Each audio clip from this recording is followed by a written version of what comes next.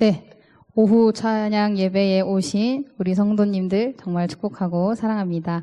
오늘 함께 청년들과 귀하게 찬양할 텐데요. 우리 찬양의 가사가 우리 삶의 고백이 되길 원하면서 우리 힘차게 박수 치시면서 아름다운 사랑을 나눠요. 다 함께 찬양하시겠습니다.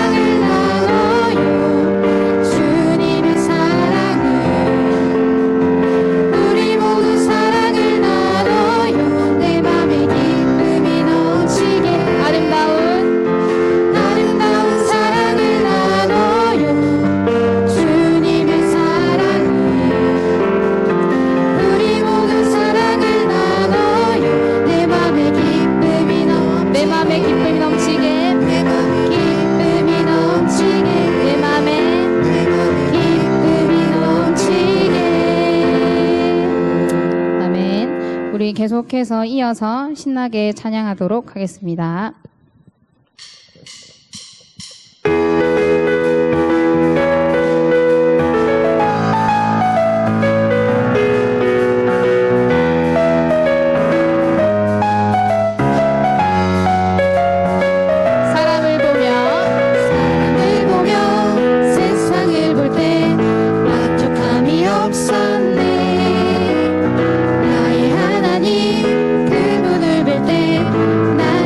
만족하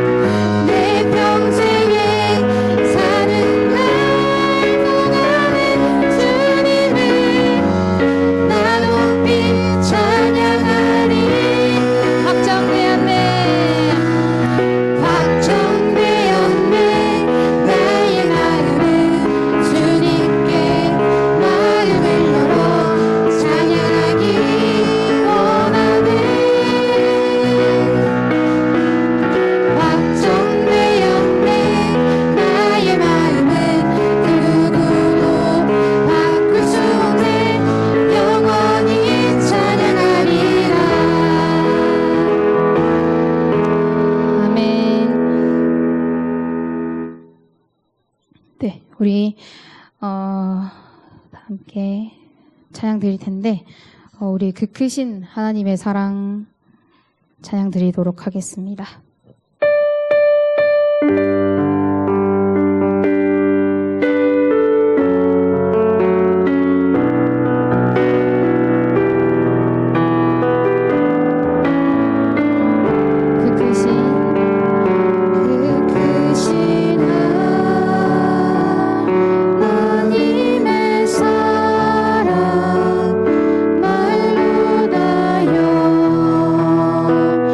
용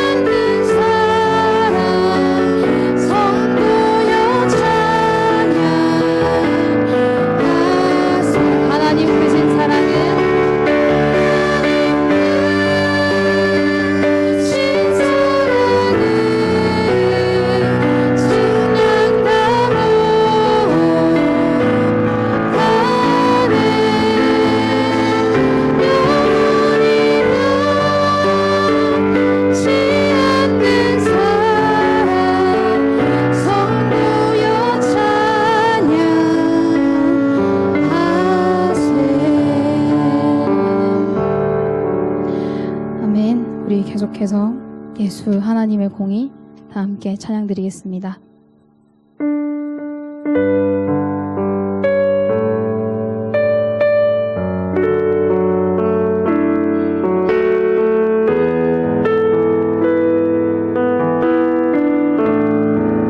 예수 하나님의 공의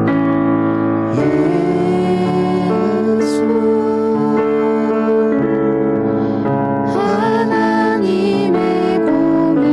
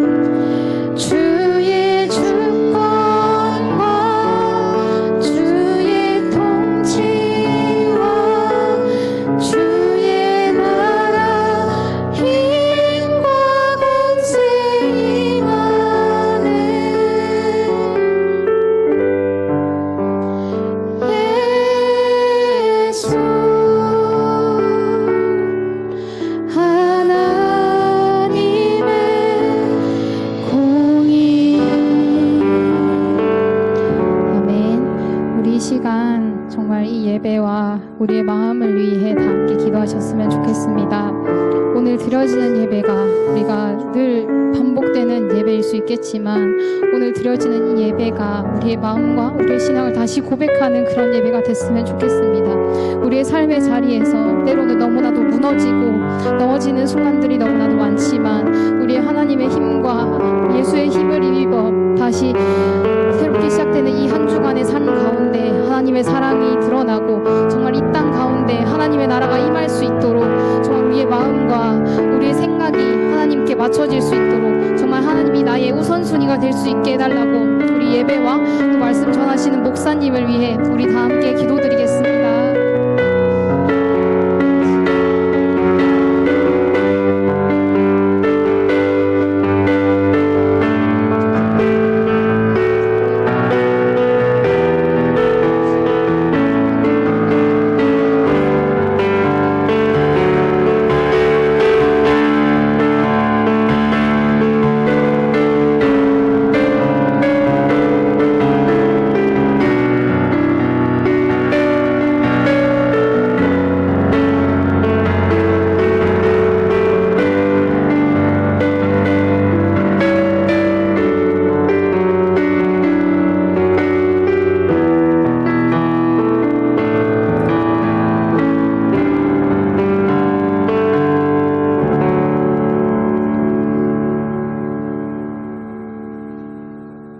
사랑과 은혜가 풍성하신 하나님 아버지, 지난 한 주간의 삶 동안에도 하나님의 크신 은혜 아래 우리의 생명과 건강을 지켜주시고 주님의 날 거룩한 성전에 모여 기쁨으로 찬양하며 예배드리게 하시니 진심으로 감사드립니다.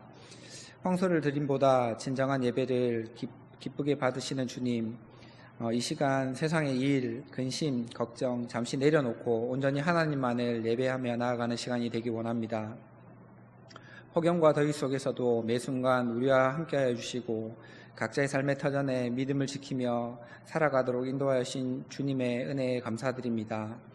세상에서 주의 뜻대로 살고자 다짐하며 나아가지만 육신의 연약함으로 인해 때로는 주를 멀리했던 우리의 허물과 죄를 이 시간 주님 앞에 내려놓으니 십자가의 보혈로 깨끗이 용서해 주시기를 바랍니다. 특별히 지난 13일부터 15일까지 청년의 수련회를 은혜 중에 마치게 하심을 감사드립니다. 연합의 힘 한계를 넘어서라는 주제로 드려진 이번 수련회를 통해 우리 청년들이 하나님을 인격적으로 깊이 만나는 복된 시간이 되게 하심을 감사드립니다. 오늘 우리 청년들은 연애와 취업, 결혼 등 이전에 당연하게 여기던 것들조차 그 어느 하나가 이루기 쉽지 않고 날이 갈수록 팍팍해지는 세상을 온몸으로 경험하며 살아가고 있습니다. 그러나 우리 청년들이 이번 수련회에서 받은 은혜를 늘 기억하게 하여 주시옵시고 세상의 힘겨움 속에서도 생명의 근원 되시는 주님을 온전히 붙들고 하나님의 바른 가치관을 마음에 새기며 주님과 함께 달려나가는 신실한 주의 청년들이 되기 원합니다. 또한 다음 주에는 우리 아동부와 유치부 여름 성경학교가 진행됩니다. 용서받고 사랑하고 라는 주제로 열리는 이번 성경학교를 통해 예수님께서 이 땅에 오셔서 우리를 어떻게 용서하시고 사랑하셨는지 아이들이 깊이 깨닫는 시간이 되기 원합니다. 그리고 아동부 유치부 아이들이 주님의 용서와 사랑을 배워 삶 속에서 몸소 실천하는 거룩한 주님의 자녀들로 온전히 자라나기를 원합니다. 성경학교를 준비하고 이끌어 가시는 목사님과 전도사님 그리고 모든 선생님들에게 성령의 충만함과 강건함을 더하여 주시고 우리 성도들 또한 남은 한 주간 동안 천하보다 귀한 아이들을 위해 마음을 모아 기도로 협력하기를 원합니다.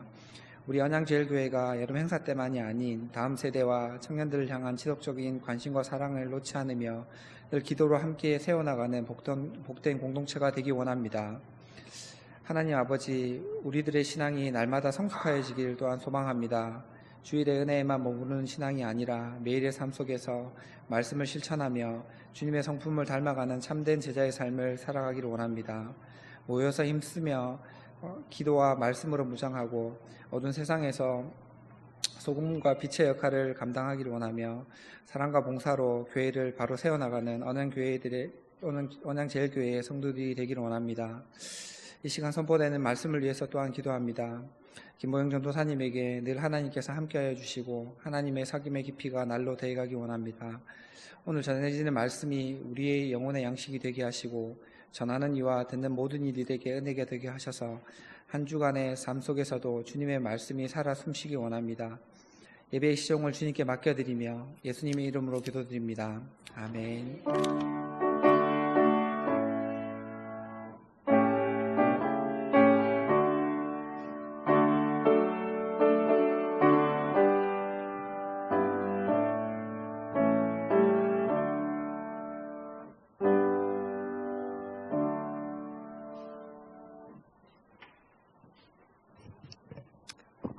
반갑습니다. 여러분 점심 식사들은 잘 하고 오셨지요? 네, 예배 전까지 또 성도님들과 서로 교제도 잘 나누시고 좀 좋은 시간이 되셨나요?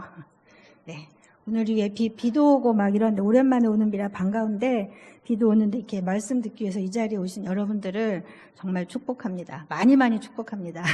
우리 옆에 분들하고 함께 인사를 나누겠습니다. 제가 다른 걸 못하기 때문에 이런 거라도 하려고 합니다. 아동부에서 하는 인사인데요. 유치부하고 이렇게 하시고 옆에 사람하고 이렇게 옆으로 하면서 샬롬하고 인사 나누시는 거예요. 샬롬. 우리 목사님은 항상 축복의 인사를 나누게 하시는데 저는 그냥 이거 하나로 이렇게 다 하겠습니다. 자, 이제 좀 말씀을 열심히 잘 들어주셨으면 감사하겠습니다. 자, 오늘 우리가 함께 나눌 하나님의 말씀은요, 구약성경 열왕기상의 말씀입니다. 열왕기상 18장 1절에서 4절 말씀. 함께 읽을 말씀은 요만큼이고요. 사실은 1절부터 19절까지 긴 말씀인데 요만큼까지만 말씀을 함께 보도록 하겠습니다. 자, 본문 나오나요? 네. 같이 한번 말씀을 방송실 제가 준비한 PPT로 해주시면. 네. 저는 본문이고요. 제목은 여호와를 지극히 경외하라는 제목으로 오늘 말씀 드릴 건데요. 같이 본문 한번 1절부터 4절까지 같은 목소리로 읽도록 하겠습니다. 자, 시작.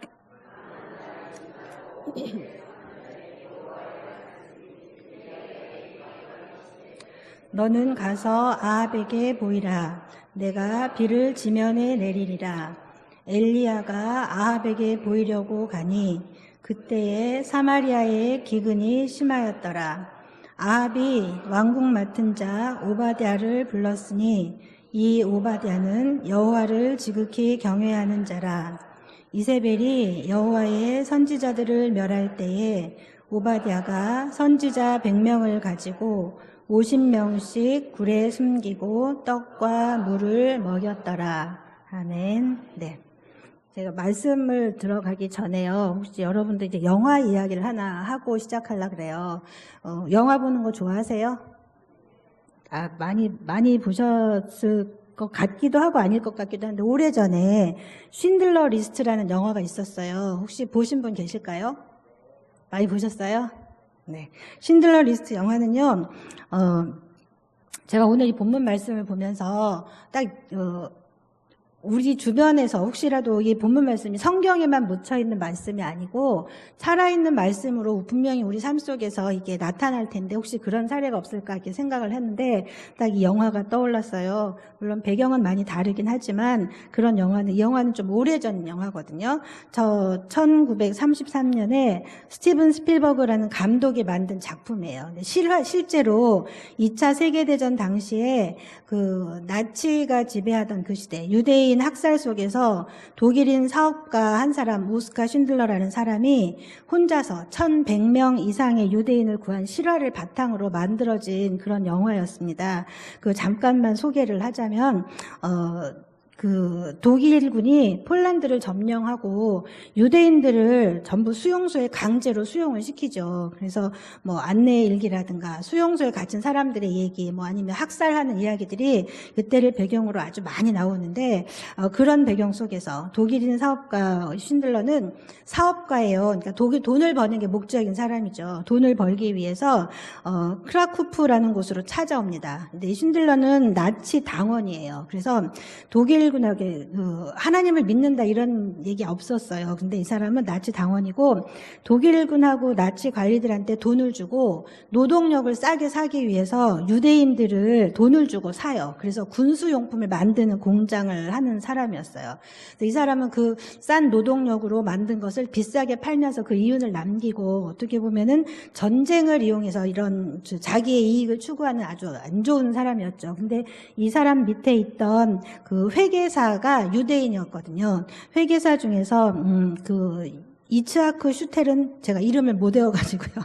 이츠하크 슈테른이라는 사람이 있는데 회계사니까 관련된 법 같은 걸 많이 봤나 봐요. 그래서 유대인을 공장 노동자로서 이렇게 고용을 하게 되면 그 노동자들이 유대인들이 그 강제 수용소에서 죽음을 피해, 왜냐하면 군수용품을 만들어야 되기 때문에 죽음을 피할 수 있다는 사실을 알고 자기의 사장님인 쉰들러에게 그런 이야기를 합니다. 그래서 유대인들을 많이 고용하도록 그렇게 공장으로 데려오게 돼요. 근데 이제 쉰들러는 돈을 벌기 위한 게 목적이었었지만 그렇게 유대인을 고용하고 그 사람들이 일하는 거랑 이런 여러 가지를 보면서 이제 나치들이 유대인을 무차별적으로 학살하는 모습들을 보게 됩니다. 사람들을 다 한 군데 모아놓은 그 수용소 공장 같은 곳을 막 파괴를 한다든가 막 이런 일을 하는데 지금 사진 한번 보여주시겠어요? 네, 한 번 더 눌러주세요. 이제 저 장면은 이제 저 사람들이 수용소로 유대인들이 있던 곳에서 일을 하기 위해서 수용소를 갔는데 일을 하기 위해서 간다고는 하지만 들어가면 이제 그거를 이렇게 폭발시켜갖고 전부 다 학살하고자 하는 그런 자기가 곧 죽을 걸 알면서도 걸어서 그 공장으로 들어가는 그런 모습이에요. 근데 그 앞에 빨간 옷을 입은 한 명 보이시죠? 어린 아이인데 이 아이가 뭣도 모른 채로 저렇게 혼자서 그 죽음의 장소를 향해서 홀로 걸어가는 모습을 보게 됩니다. 많은 사람들이 학살당하는 것도 속상하고 마음이 너무 아픈데 슬픈 일인데 저렇게 아무것도 모르는 여자아이가 혼자 학살의 그 장면 속으로 혼자 스스로 걸어가는 모습을 보고 쉰들러는 지금까지 자기가 했던 모든 일들과 자기가 살아온 모습에 대해서 후회를 많이 하게 돼요. 그리고 이제는 내가 이 사람들을 노동을 시키기 위해서 싼 노동이라고만 생각하고 데려왔는데 이건 안 되겠다. 이제 유대인을 살리는 피난처로 내가 이곳을 만들어야 되겠다. 그렇게 결심을 하게 됩니다. 그래서 그 후부터 자기 전 재산을 이용을 해서 유대인들을 사는데 사용을 하게 됩니다. 나치의 관리들한테 뇌물을 주고 더 많은 돈을 주고 유대인 노동자들을 자기의 공장에다가 계속 이렇게 끌어들이게 됩니다.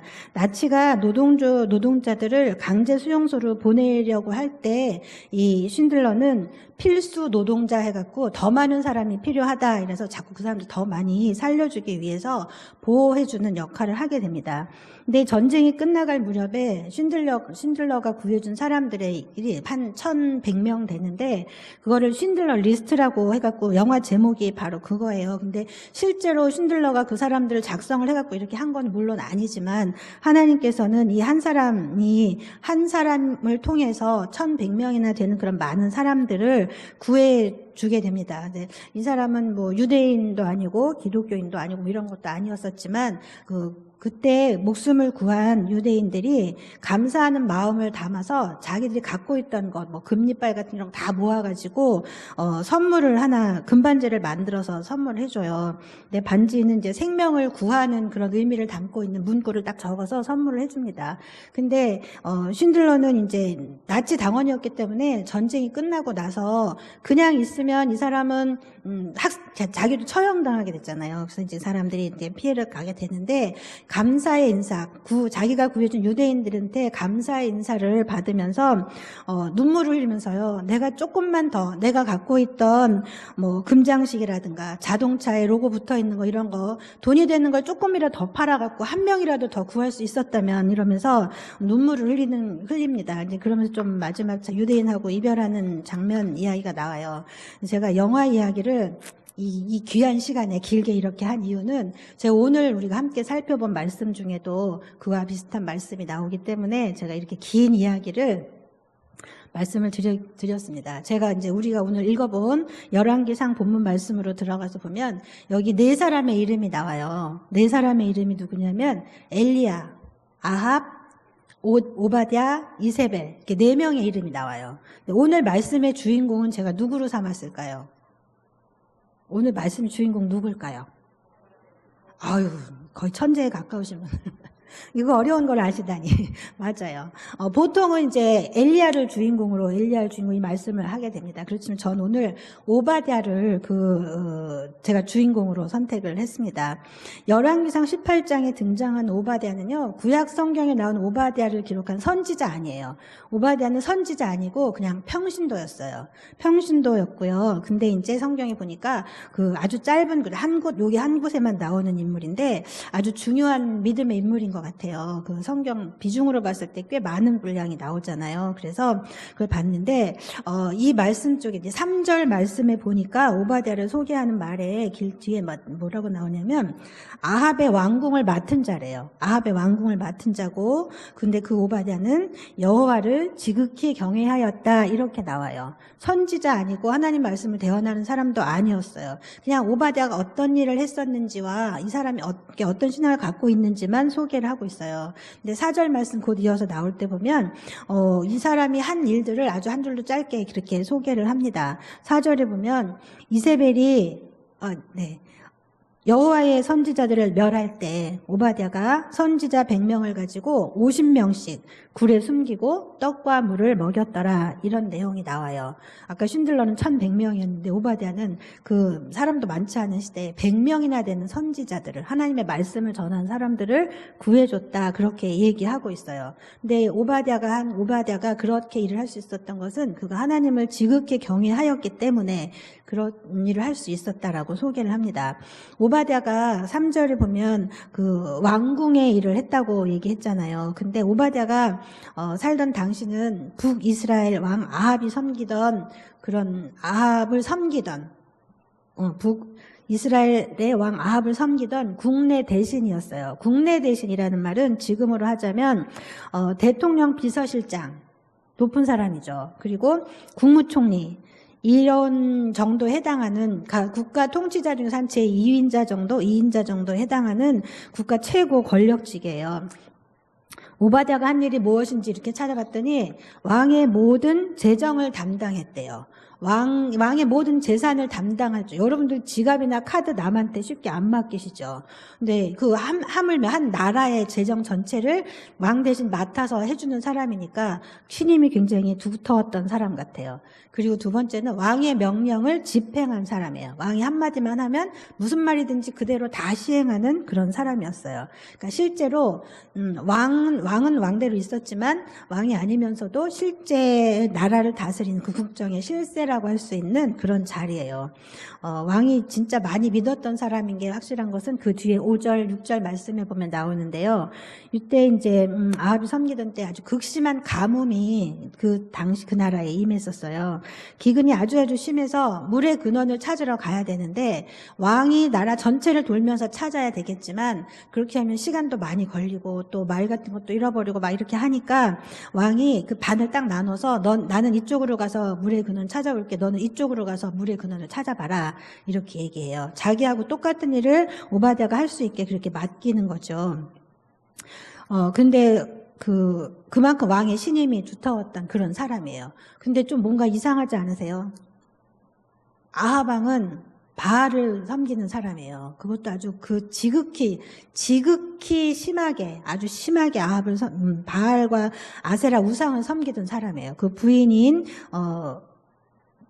이세벨하고 똑같이, 바알을 숭배하는 엄청나게 그런 심한 사람이었는데, 여호와를 경외하게, 아주 지극히 여호와를 경외하는 사람, 그 사람이 어떻게 왕의 그 신임을 얻고 그런 일을 하게 됐을까요? 어떻게 그 시대에 하나님을 믿으면서 자기의 일을 해낼 수 있을까요? 저는 그 부분이 조금 의문으로 남더라고요. 근데 말씀을 보니까, 말씀을 몇 번이고 반복해서 읽어보니까 어떤 내용인지 좀 알 것 같았어요.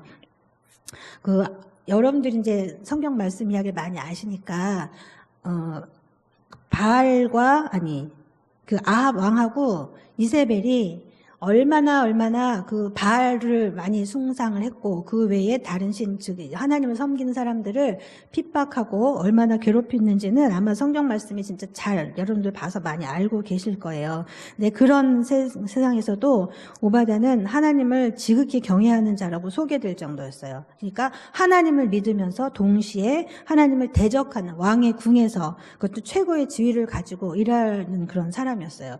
그런 사람이 성경에 한 명 또 나오죠. 다니엘도 그랬었죠. 높은 사람이면서도 그렇게 했는데 아하방과 이세벨이 그 바알과 아세라 우상을 섬기면서 갈수록 여호와의 선지자들을 심하게 탄압했었음에도 오바댜는 끝까지 그 왕의 궁정에서 여호와를 신실하게 섬길 수 있었던 이유가 뭐였을까를 한번 생각해 봤어요. 의문을 던지면서. 그 이유는 아하방이 지극히 신뢰하는 사람, 2인자로 삼을 만큼 아주 많이 믿어서 실력 있는 사람이고 믿을만 하니까 그 사람 없애지 못하고 계속 옆에 두고 있었지 않았을까 그런 생각을 조금 해봤어요. 그러니까 오바댜는 자기가 이제 2인자에 있으니까 나라의 모든 걸 다 통치하면서도 왕이 하나님을 섬기는 선지자들을 모조리 죽이려고 한다라는 사실을 알고 미리 정보를 입수한 거겠죠. 그래서 따로 자기의 지위와 권력을 이용해서 100명을 50명씩 다른 곳에 이렇게 숨겨두고 그리고 먹을 것을 오랫동안 이렇게 공급하고 생명을 구해줬다라고 이렇게 나와 기록되어 있습니다. 그러니까 아마 이것도 하나님께서 계획하신 일이 아니었을까 이렇게 생각을 합니다. 사실 이 내용은 우리가 읽은 본문에는 짧은 게 한 절밖에는 소개가 되지 않는데 어떻게 자세한 내용이 나오는지는 그 뒤에 이어서 나와요. 당시 이세벨은 여호와 선지자들을 다 죽이고 있었잖아요. 그래서 엘리야도 선지자 중에 한 명이었으니까 도망갈 수밖에 없었어요. 멀리 도망가서 살아서 아하방은 엘리야를 찾는데 많은 힘을 기울입니다. 사람들이 엘리야 보면 무조건 신고하라고 했는데 찾지를 못하잖아요. 하나님이 깊이 숨겨놓으셨기 때문에 찾지 못한 중에 있다가 그런 이제 맹세를 하게 해요. 사람들한테 나는 엘리야 절대로 보지 않았습니다. 우리나라 이쪽 지역에서는 엘리야 없습니다라고 맹세를 하게 합니다. 그런 맹세까지 받고 엘리야를 찾지 못하고 있는 그런 시대였었는데 오바댜는 그런 상황까지 가기 전이지만 아무튼 굉장히 위험한 시기에서도 그 100명이라는 사람을 숨기고 먹을 것을 이렇게 보호를 해준 거예요.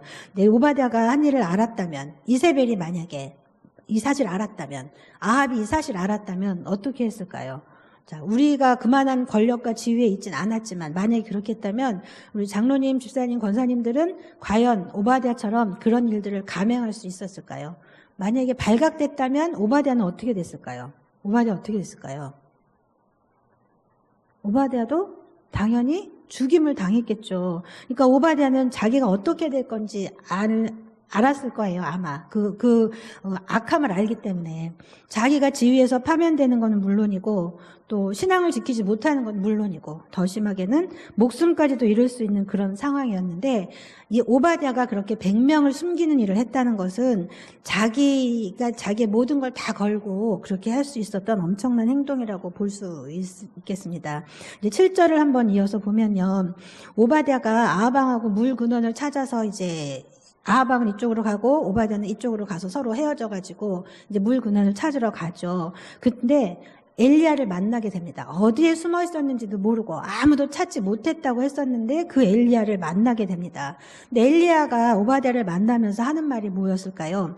아하방한테 가서 엘리야를 만났다, 엘리야를 봤다 이렇게 보고하라고 합니다. 근데 오바댜가 얼마나 무서웠는지 아니 엘리야 선지자님 어디 있다가 이제 나타나셔가지고 갑자기 나한테 나타나셔서 왜 나한테 그런 말을 하라고 하십니까? 이미 많은 사람들이 엘리야 선지자 보지 못했다고 맹세까지 했는데 이제 와서 나타나면 저보고 어떻게 하란 말입니까? 이렇게 말해요. 그러니까 사진으로 제가 이걸 봤는데 완전히 이 오바댜가 사진이 아니죠. 그림으로 만든 걸 봤는데 오바댜가 바닥에 완전 납작하게 엎드려요. 그러니까 이 오바댜도 아마도 아하방과 이세벨의 악함을 보고 좀 두려워하지 않았을까 그런 생각을 합니다. 이 보통 큰일이 아니에요. 네. 이미지를 한번 사진으로 보여주실까요? 제가 제가 잠깐 그 AI의 도움을 받아서 그림을 한번 만났어요. 오바댜가 엘리야 선지자를 만나서 정말 간절함으로 자기의 이야기를 쭉 합니다. 나는 어렸을 때부터 하나님을 경외한 사람이었습니다. 지금 시대가 이렇게 악하고 이러이러한 일 때문에 막게 되고 다 쫓겨가고 죽임을 당하고 이런 시점에서 제가 어떻게 했는지 이렇게 쭉 이야기를 합니다. 그래서 제가 50명씩 다른 곳에 숨겨서 이 사람들을 보호를 하고 있었습니다. 얘기하고 또 그 다음에 이어서 이제 모든 사람들이 맹세하면서 엘리야를 보지 못했다고 했는데 이제 와서 나보고 가서 엘리야를 만났다고 얘기하면 저는 어떻게 합니까? 그리고 성령님이 갑자기 엘리야 당신을 다른 곳을 안전하게 이동시켜 놓으면 저는 왕 앞에 거짓말한 게 되고 정말 목숨이 남아나지 않을 그런 위험한 일인데 이게 어떻게 하면 좋을까요? 그러면서 엘리야 오바댜는 자기 걱정을 것들 다 쭉 이야기를 합니다. 근데 엘리야는 어떻게 하는 계속해서 엘리야는 아니다. 그럼에도 불구하고 가서 나는 아하방 앞에 나타날 거다. 그러니까 가서 아하방에게 나를 만났다고 얘기해라. 얘기합니다. 무섭잖아요. 그 말 한 즉시로 당장 죽을 수밖에 없을 텐데. 근데 오바댜는 어떻게 했느냐면 그 뒷절에 계속해서 나옵니다.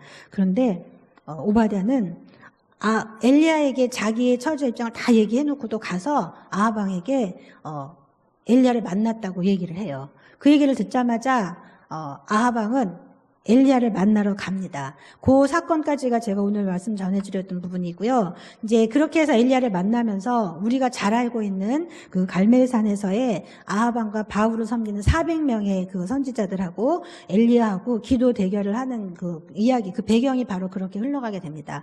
오바댜 한 명으로 인해서 그런 일들까지 대결을 벌이기까지 그런 일들이 나타나게 됩니다. 오늘 본문의 내용 여기까지예요. 오바댜에 대해서 많은 소개를 한 것도 않았어요. 그가 어떻게 그 아하방이 막 압제하고 핍박하고 이런 악한 세대 속에서 어떻게 신앙을 지켰는지에 대한 이야기는 하나도 나오지 않습니다. 그 배경을 우리가 알 수 있는 것은 하나도 없어요. 하지만 여기 딱 한 구절로 나오기를 그는 지극히 여호와를 경외했다라고 얘기합니다. 그 지극히 여호와를 경외했기 때문에 다른 사람이 하지 못했던 그런 일들을 할 수 있었어요. 그래서 제가 오늘 제목도 여호와를 지극히 경외하는 자라고 정의해 보았습니다. 그러면 오바댜는 제가 아까 선지자 아니라고 했었죠. 그냥 평신도라고 말씀드렸죠. 저희 모두의 신앙과 똑같은, 지금 우리하고 똑같은 그런 모습을 가진 신앙인이었는데, 그러면 우리 신앙인이 어떻게 살아야 될까를 이 말씀 통해서 우리가 알 수 있을 것 같아요. 그래서 한번 제가 이렇게 정리를 좀 해봤습니다. 첫 번째 한번 보여주세요. 첫 번째 오바댜는 환경이 하나님을 믿기에 너무 어렵지만 끝까지 그 신앙을 지켰습니다. 신앙을 지킨 정도가 아니라 지극히 경외했다라고 나오죠. 경외했다는 것, 마음의 두려움을 안고 그분을 가장 높이 섬겼다, 그런 내용이에요. 근데 오바댜는 보니까 아주 지혜롭게 신앙생활을 한 것 같아요. 어설프게 해갖고 그냥 대놓고 나는 여호와를 믿는다 뭐 이렇게 한 것도 아니고요. 이세벨한테 가서 왜 그렇게 하느냐, 악한 행동을 하느냐고, 옳지 않다 막 이렇게 대들지도 않았어요. 오바댜는 아주 지혜롭게 신앙생활을 잘 했던 것 같아요. 신앙의 자유가 없는 곳에서 자기의 신앙을 지키기 위해서 최선의 방법을 택하지 않았을까, 그런 생각을 해봅니다. 아마 하나님께서 그런 지혜를 주시지 않았을까요? 그래서 하나님 정말 필요한 때에 이 선지자들 100명도 살려주시고, 또 필요한 때에 하나님의 때에 적당한 시기에 아하방에 가서 엘리야의 존재를 드러내기도 하고, 이렇게 하지 않았을까, 그렇게 생각해요. 어려운 상황이 누구에게나 있습니다. 오바댜에게만 있는 것도 아니고 나에게만 있는 것도 아니고, 우리가 어려운 상황에 처했을지라도 그래도 우리는 끝까지 하나님을 경외하는 신앙을 지켜야 할 것이 우리가 해야 될 본분이 아닐까, 우리가 오바댜를 통해서 말씀을 배워야 되고 깨달아야 될 부분이 아닐까, 그렇게 생각합니다. 두 번째요, 오바댜는 악한 세상에 선한 영향력을 끼친 사람이었어요. 선한 영향력이라는 말씀 많이 들어보셨죠? 한 사람의 행동으로 많은 좋은 영향력을 끼치는 것을 말해요. 이 세대에도 이렇게 선한 영향력을 끼치면서 사는 사람들이 참 많이 있어요. 그게 누구인지 정해져 있지 않고 특별하게 정해진 사람이 하는 것도 아니에요. 돈이 많아서 하는 것도 아니고 또 지위가 높아서 하는 것도 아니에요. 물론 오바댜는 지위도 높고 돈도 있었겠죠. 그렇지만 그거는 누구라도 할 수 있는 그런 일들 일들인데 오늘 하나님께서 여호와를 경외하는 자, 지극히 경외하는 자에게 하라고 하신 것은 바로 이 선한 영향력이 아닌가 이렇게 생각합니다. 선한 영향력은 우리가 하는 말 한마디, 지금 이 자리에서 내가 하는 말 한마디, 내가 하는 행동 하나, 이것으로도 얼마든지 끼칠 수 있는 그런 일이지 않을까 생각합니다. 특별히 하나님을 믿기 어려워지는 그런 상황 속에서는 더 그렇지 않을까 싶어요. 요즘은 이제 그 오바댜가 살던 시대처럼 정치적으로 혹은 시대적으로 막 우리가 하나님을 섬기지 못하도록 압박하고 이런 상황은 아니에요. 그렇지만 보이지 않는 세력으로 우리가 하나님을 믿고 섬기기에 굉장히 어려운 시기가 아닐까 생각합니다. 우리의 마음을 빼앗아가는 것들이 너무 많아요. 우리가 하나님께만 온전히 몰입하고 오로지 하나님만 경외하기에는 우리 주변을 방해하는 요인들이 너무나 많이 있습니다. 그럼에도 불구하고 우리가 하나님을 섬겨야 할 때, 우리가 하나님을 섬기면서 할 수 있을 때 우리 한 사람 한 사람의 작은 성도님들이 모여서 우리가 할 수 있는 일들은 우리가 하는 작은 선한 영향력으로 세상의 사람들이 조금씩 변화되게 하도록 하는 일이 아닐까 그런 생각을 합니다. 그리고 우리가 이제 그 다음으로 세 번째로 오바댜를 통해서 알 수 있는 것은 오바댜는 순종의 사람이었어요. 순종이라는 것은 최고의 신앙의 표현이에요. 무조건적으로 잘못된 건데도 무조건 따라해라 이런 것이 아니라 내가 선택하고 내가 결정해서 내가 하고 싶은 것만 골라서 하는 것이 순종이 아니고요. 하나님의 말씀에 대해서 우리가 취해야 될 결단을 의미합니다. 오바댜는 하나님의 사람 엘리야를 만났을 때 아합 왕에게 가서 너 나를 만났다고 얘기해라 그랬을 때 자기의 입장에 대해서 자기가 현재 처해진 상황에 대해서 길게 얘기해요. 내가 지금 내 입장이 이렇습니다. 이렇게 되면 어떻게 될까요? 그동안 맹세한 사람들, 그 다음에 그 압박이 얼마나 더 심해질지 보지 않아도 너무 뻔한데 어떻게 할까요? 하고 호소를 합니다. 그야말로 호소였죠. 그럼에도 불구하고 그 뒷절에 보면 오바댜는 아합 왕에게로 가서 엘리야를 봤다고 얘기해요. 하나님의 사자가, 하나님의 선지자가 그렇게 하라고 했기 때문에 순종했어요. 그렇게 순종하고 나서 기도 대결로 이어진 건데 보면 하나님께서 적당한 딱 그 타임에 오바댜를 엘리야 만나게 하시고 그 타임에 아합 왕에게로 가서 얘기하게 하고 그래서 일을 이렇게 이뤄가신 것이 아닐까 이렇게 생각을 합니다. 자, 이제 우리가 오바댜 그 짧은 절 가지고 오바댜에 대한 신앙을 한번 살펴보았습니다. 우리가 오바댜를 통해서 성경에 뭐 유명하고 아주 위대한 인물들 많이 나오고 있지만 그 지혜를 한 절 나온 걸 가지고 제가 오늘 본 말씀을 정했던 것은 평신도로서 똑같이 우리가 아무런 하나님의 말씀을 직접적으로 나서서 전하는 이런 사람들은 아니지만 나 한 사람의 신앙의 모습을 보고 다른 사람들에게 어떤 영향을 미치게 될까, 하나님께서 어떤 신앙의 모습을 원하실까 이런 것들을 한번 살펴보기를 원해서였는데요. 오늘 우리는 권력을 이용해서 우상숭배를 강요하고 또 하나님의 사람을 핍박한 어두운 상황이었지만 그래도 끝까지 신앙을 지켰던 오바댜를 한번 다시 되새김질 해보기를 소망합니다. 이제 우리가 지금 처한 시기, 뭐 정보도 너무 많고 똑똑한 사람도 너무 많고 자기 주장 강하게 하는 사람도 많고 때로는 주일날 피곤한 시간에 와서 휴식을 취해야 되는데 이렇게 오는 것, 그 어려운 재정 여건 속에서도 막 헌금을 교회에 갖다 드려야 하는 것, 자기 시간 희생하면서 막 봉사하러 다니고 땀 흘려 일하고 남을 위해서 희생하고 봉사하고 이런 것을 어리석다고 비난하는 이 시대 속에서 우리가 그럼에도 불구하고 우리가 하나님한테 받은 은혜를 생각하면서 그런 여러 가지들을 행할 수 있는 것들, 이런 것들이 정말 신앙을 지켜나가기 참 어려운 시기인 것 같긴 한데 저는 우리가 지금까지 받은 은혜에 대해서 그리고 우리가 지금까지 이어온 그 믿음에 대해서 이제 그 은혜로 세상에다가 선한 영향을 끼치면서 우리 신앙의 자리를 잘 지키는 여러분들이 되었으면 하기를 간절히 소망합니다. 그리고 하나님께서 우리에게 말씀하실 때 그 말씀에 순종하는 신앙이 되기를 바라요. 이유야 뭐 많죠. 여러 가지. 그렇지만 그럼에도 불구하고 끝까지 하나님 말씀에 순종해서 이 시대에 하나님이 찾으시는, 하나님이 세우시는 성도님들 되시기를 간절히 바랍니다. 특별하게 사역자 안 돼도 저는 우리가 할 일이 충분히 많이 있다고 생각을 합니다. 하나님이 지금 나를 이 자리에 세우신 것 분명한 목적이 있어서 세우셨다 생각하시고 말씀에 순종하시고 선한 영향을 끼치시면서 끝까지 믿음을 지켜나가시는 우리 귀한 성도님들 되시기를 간절히 바랍니다. 함께 기도하겠습니다. 사랑의 하나님, 우리를 불러주시고 하나님의 사람으로 삼아주시니 감사합니다. 어떤 상황이든지 하나님을 섬기며 내게 주어진 자리에서 선한 영향력을 끼치는 순종의 사람이 되게 해주세요. 감사드리고 예수님의 이름으로 기도합니다. 아멘. 이제 찬송가 340장 함께 부르시겠습니다.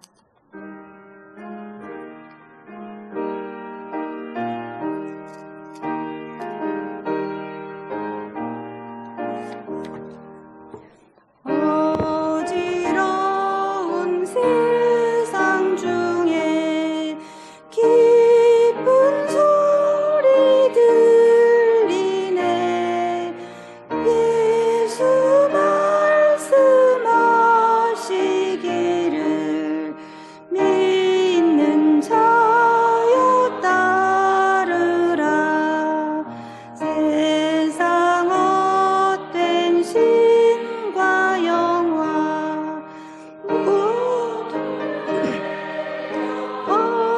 어렵네. 예수 친히 하신 말씀 날 더 귀히 여겨라. 기쁜 때나 슬픈 때나 바쁜 때나 틈날 때 예수 친히 하신 말씀 날 더 귀히 여겨라. 주님 크신 은혜로서 부름 듣게 하시고 복종하는 마음 주사 따라가게 하소서. 이제 목사님 나오셔서 축도하시겠습니다.